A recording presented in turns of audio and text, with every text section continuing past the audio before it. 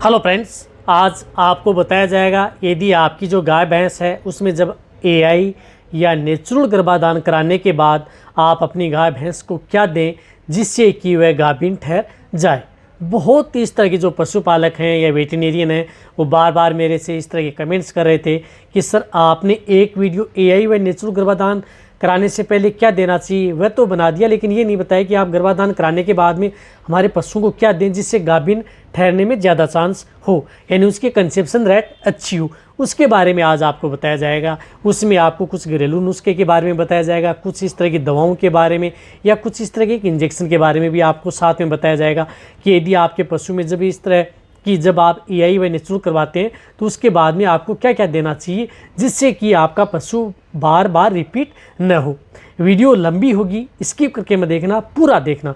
जो इस चैनल पर अभी नए आए हैं या पहली बार आप इस चैनल को देख रहे हैं तो पहले आप इस चैनल को सब्सक्राइब कर लें, साथ में बेल आइकन और ऑल वाला ऑप्शन दबाएं, क्योंकि इस चैनल पर आपको बहुत ही सही और सटीक जानकारी के साथ वीडियो दी जाती है। देखो, जब भी यदि आप अपने पशुओं की जब एआई व नेचुरल करवाते हैं तो बहुत से इस तरह के जो गाय भैंस हैं जो उन एआई व नेचुरल कराने के बाद में भी बार बार रिपीट होती रहती हैं।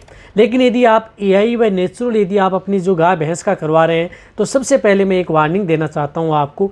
यदि आपकी गाय भैंस में किसी भी तरह का कोई वेजाइनल इन्फेक्शन नहीं हो तभी आप अपनी गाय भैंस की एआई व नेचुरल करवाएं। और वेजाइनल इन्फेक्शन से कैसे पता लगा सकते हैं? जिस प्रकार से कोई पायोमेट्रा है या मेट्राइटिस है या इस तरह की कोई दिक्कत नहीं हुई है तो आपके पशु में अच्छा रिजल्ट देखने को मिलेगा। हालांकि यदि आपके पशु में किसी भी तरह की बच्चेदानी में इन्फेक्शन है, यदि आपने उसका ट्रीटमेंट भी करवा लिया है, नहीं करवाया तो मेरे चैनल पर डिटेल से वीडियो बनी हुई है कि किस तरह से ट्रीटमेंट करना चाहिए। यदि वो ट्रीटमेंट करा लिया उसके बाद में यदि आपके पशु में किसी भी तरह की कोई दिक्कत नहीं है, न कोई डिस्चार्ज में है न किसी तरह की कोई दिक्कत है, नहीं आपका कोई पशु चिकित्सक आपके पशु में किसी भी तरह की कोई दिक्कत नहीं बता रहा है, फिर भी आपका पशु ठहर नहीं रहा है तो उसके बाद में या यदि आप अपने गाय भैंस की या फर्स्ट बार एआई कराएं या नेचुरल कराएं या यदि आप कितनी बार भी करवा रहे हैं तो उसके बाद में भी जो मैं आपको जो बताऊंगा दवा उनका प्रयोग कर सकते हैं। सबसे पहले तो मैं आपको बताना चाहता हूं कि जब भी यदि आप अपनी गाय भैंस की एआई व नेचुरल यदि आप करवाते हैं तो उसके बाद में आप अपने पशुओं को एक बात का ज़रूर ध्यान रखना चाहिए, उसे गर्म युक्त चीज़ें कभी भी आप अपने पशुओं को न दें। एक तो आप उस पशु को जैसे आप एआई व नेचुरल करवाते हैं उसके बाद में एक तो ज़्यादा दाना मिश्रण कितने घंटे तक, 72 घंटे का ध्यान रखना है, 3 दिन तक आपको ध्यान रखना है। ज़्यादा दाना मिश्रण जो दे रहे हैं उसमें थोड़ी मात्रा कम कर दें, ज़्यादा आपको नहीं देना है, इस बात का आपको ज़रूर ध्यान रखना है। साथ साथ में आप अपने पशुओं को ओवर फीडिंग नहीं करानी है, यानी बहुत ही ज़्यादा मात्रा में आप अपने पशुओं को इस तरह की कुछ खिलाना पिलाना नहीं है। ये बातें भी आपको ध्यान में रखनी है। ये कितने तक, 72 घंटे यानी 3 दिन तक आपको ये बातें ध्यान में रखनी है। जैसे यदि आप एआई व नेचुरल करवा करके लाते हैं तो उसके बाद में आप अपने पशुओं को जो एक गोंद कतीरा आता है जो पशुओं के लिए बहुत ही अच्छी ठंड करता है, तो गोंद कतीरा होता है वह कम से कम आप आधा केजी गोंद कतीरा लेके आए।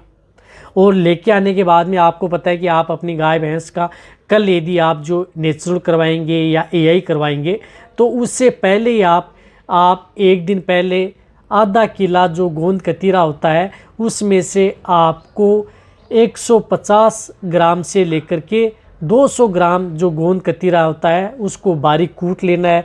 कूट करके आप उसे किसी ठंडे पानी में भिगो देना है, या किसी भी तरह का जो बर्तन हो, लोहे का बर्तन नहीं होना चाहिए, इस बात का आपको ध्यान रखना है। लोहे का बर्तन नहीं हो, सिल्वर का बर्तन नहीं हो, अदर जो मिट्टी का बर्तन होता है उसमें आप भिगोएं, अच्छा रिजल्ट लेना है तो आप उसे 200 ग्राम पर डे के हिसाब से यानी 150 से 200 ग्राम पर डे के हिसाब से लगातार 3 दिन आपको गोंद कतीरा उस पशु को सुबह सुबह किसमें जो भी आप दाना मिश्रण या खलचूरी दे रहे हैं उसमें मिला करके आप उसे दे सकते हैं।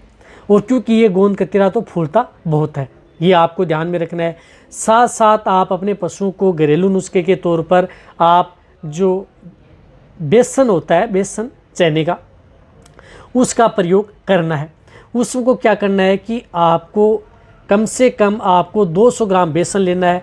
200 ग्राम बेसन में आपको 200 ग्राम देसी घी, 200 ग्राम बेसन 200 ग्राम देसी घी को मिला करके आप जो इसका पिंडा सा बना लेना है, या पिंडा भी नहीं बनता है तो आपको उसमें थोड़ी गुड़ मिला लेना है। गुड़ कितना, सिर्फ और सिर्फ आप अपने पशुओं के लिए एक डली गुड़ की, 200 ग्राम आपको बेसन और 200 ग्राम देसी घी, ये मिला करके आप उस पशु को एक डोज एआई व नेचुरल गर्भाधान कराने के बाद में उस पशु को दे देनी है। इससे क्या होता है कि आपके पशुओं में किसी भी तरह की जो इंटरनल यदि किसी तरह की कोई गर्मी हो गई है उसको कंट्रोल करने का काम करता है। ये विधि तो आपको बेसन वाली है वो तो एक बार ही आपको अपनानी है। जो गोंद कतीरा वाली आपको 3 दिन देना है। और साथ साथ में आप अपने पशुओं को कुछ इस तरह की जो बोलस है उसका भी आप प्रयोग कर सकते हैं। जिस तरह से मैं आपको बता रहा हूँ कि जो एक राजश्री की आती है कंसीवर बोलस, जब भी यदि आप एआई व नेचुरल करवा लेते हैं, चाहे आपका पशु इन्फेक्शन होने के बाद में यदि आपने उसकी सफाई करवाई है या उसके बाद में आपने एआई नेचुरल करवा रहे हैं या आप फेस्ट पर करवा रहे हैं या तीसरी चौथी पर करवा रहे हैं, उसके बाद में भी आप जो एक बोलस पर डे के हिसाब से आपको एक बोलस पर डे के हिसाब से लगातार 20 दिन आपको ये कंसीवर बोलस भी उस पशु को देनी है। ये क्या करती है कि आपके पशु की जो कंसेप्शन रेट बढ़ाती है, आपके पशु में गाभिन ठहरने के चांस ज़्यादा करती है। रही बात जो एआई व नेचुरल करवाते हैं उसमें आपके पशुओं में प्रेग्नेंट होने के सबसे ज़्यादा चांस रहते हैं।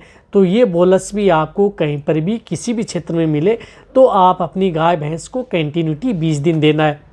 इससे क्या होता है कि आपका पशु रिपीट होने के चांस बहुत कम देखने को मिलते हैं। यदि आपके पशुओं में किसी भी तरह का जो इन्फेक्टेड यानी जो नेचुरल करवा रहे हैं तो उसमें इन्फेक्टेड बुल नहीं होना चाहिए, चाहे काऊ या बुल हो जिसकी कंसेप्शन रेट ज़्यादा हो, या जो एआई करवा रहे हैं उस एआई में किसी भी तरह की कोई दिक्कत ना हो, यानी डेड एआई ना हो या अच्छी जिसकी मोडिलिटी अच्छी हो, उस तरह की आप एआई करवाएं, तब आपके पशु में ज़्यादा चांस रहते हैं। साथ साथ आप अपने पशु को जब एआई व नेचुरल करवा लेते हैं तो उसके 6 दिन बाद यानी 6वें दिन आपको ये ड्यूराप्रोजन इंजेक्शन आप अपने पशुओं को लगवा लेना है। अपने पशु चिकित्सक से ये 3 ml जो हाइड्रोक्सी प्रोजेस्टेरोन इंजेक्शन आता है, ये 6 दिन आपको 3 ml ये इंजेक्शन भी उस पशु को लगा देना है।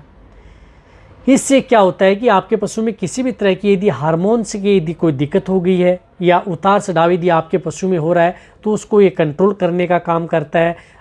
और रही बात इस इंजेक्शन के बारे में पूरी जानकारी लेनी है तो मेरे चैनल पर एक डिटेल सी वीडियो बनी हुई है कि ड्यूराप्रोजन या हाइड्रोक्सी प्रोजेस्टेरोन इंजेक्शन आपके पशु में क्या काम करता है। तो 6 दिन आपको ये इंजेक्शन लगा लेना है। इससे क्या होते हैं कि आपके पशु के बहुत ही ज़्यादा गाभिन ठहरने के चांस होंगे।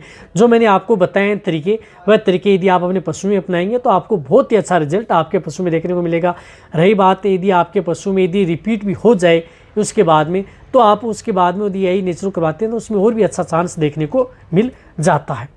ये वीडियो जितना हो सकता है पशुपालक वेटरनरी स्टूडेंट उनके साथ शेयर करें ताकि उन्हें भी इस बात का नॉलेज हो। इसी तरह से वीडियो देखते रहें, इसी तरह से आप मेरे को प्यार देते रहें।